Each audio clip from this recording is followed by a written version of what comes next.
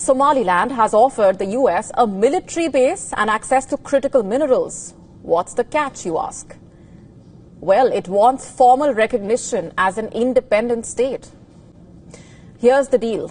Somaliland, which is strategically perched by the Red Sea, Somaliland president is lobbying Washington hard to support its recognition.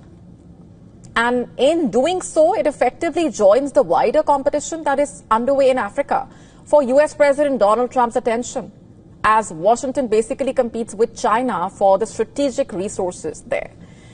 So the Somaliland president, who came to power last year, said that the talks with the US Embassy in Somalia and the Department of Defense are aimed at securing a new partnership on economic cooperation, security and counter-terrorism. Now its president is making this bold pitch. A US military base and a deal on critical minerals like lithium in exchange for recognition or at the very least deeper ties. And according to reports, he has confirmed ongoing talks with the US Embassy in Somalia and the Department of Defense. While Somalia continues to battle civil war and Islamist insurgents, Somaliland has largely remained peaceful, and argument strengthens their case.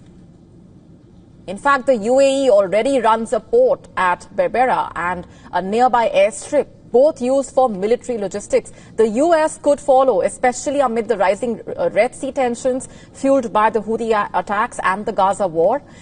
And interestingly, this offer also comes at a time when President Trump has been courting African leaders, remember, as the US and China wrestle for access to Africa's rich mineral resources. Somaliland does not yet produce lithium, but has granted exploration licenses to foreign firms. It also sits on reserves of gold and other valuable resources.